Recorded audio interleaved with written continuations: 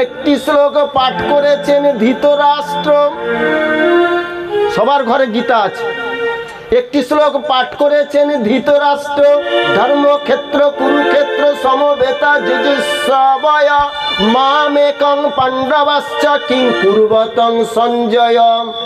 বাবা বইতে আছে। অর্থাৎ কি বলতে চাইছে, বাংলায় অনুবাদ করছেন। কি বলছে যে হে সঞ্জয়, আমার তো দুটো চোখ অন্ধ, আমি তো কিছু দেখতে পাচ্ছি না। কৃপা করে তুমি দিব্য নয়নে যাহা দর্শন করছো, কৃপা করে আমার বলো, আমার শুনতে বড় বাসনা জেগেছে। সেই সময় গবল মুনির পুত্র সঞ্জয় তখন বললেন, মহারাজ, আমি দিব্য নয়নের চিত্রপটে দর্শন করে দেখছি তোমার পুত্র ছুটছে, পিতামহর কাছে যাচ্ছে। গিয়ে বলছে, পিতামহ দেখো দেখো, চেয়ে দেখো, পূর্ব প্রান্ত হতে দ্রুপদের পুত্র ধৃষ্টদ্যুম্ন অসংখ্য সৈন্য নিয়ে ওই কুরুক্ষেত্রের মাঠে গমন করছে, আর তুমি এখন নীরবে আছো। সেই সময় বিশ্বদেব এই যুদ্ধের সিংহনাদ শঙ্কের বাজিয়েছে। যাই হোক, এই প্রথম বাংলায় অনুবাদ প্রথম শ্লোকে।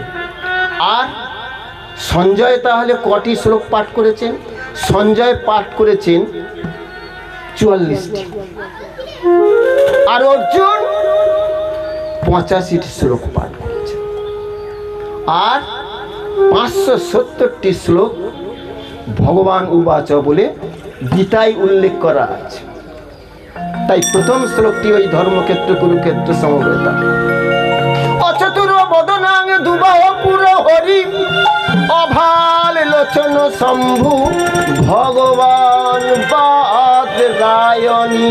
গীতার কথা একটু বলে যাই, কেননা কালকে কি গীতা আপন মনে পড়েছে আমি জানতে পারিনি, কিন্তু আমার বাবাজিরা বলেছে বাবা যেন বাবার আত্মার শান্তির জন্য একটু গীতা পাঠ করবে বা ভাগবত পাঠ করে তোমার মনের মতন তুমি একটু, যাতে আমার বাবার শান্তির জন্য, সেই জন্যে কিছু।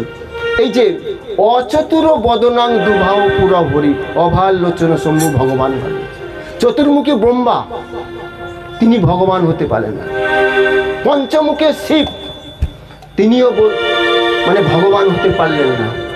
ভগবান হলেন কি? দ্বৈপায়ন ব্যস্তেব।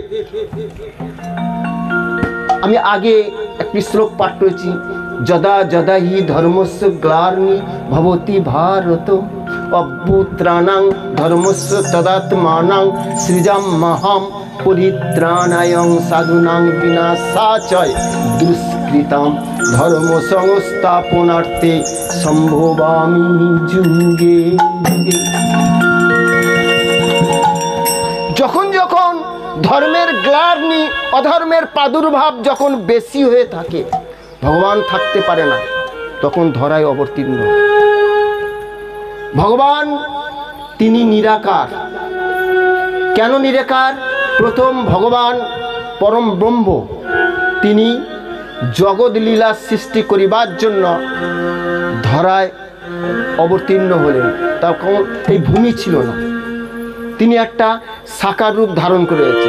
সেই এই মনুষ্য রূপ ধারণ করে তিনি চিন্তায় একা করছে, তার অঙ্গে থেকে একটা নারী সৃজন করেছিলেন, নিজের অঙ্গে থেকে।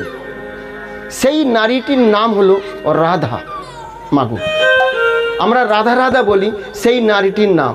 সেই নারীর সঙ্গে কর্ষণ বা আকর্ষণ সঙ্গ করে তার গর্ভে একটা অণ্ড সৃজন হলো।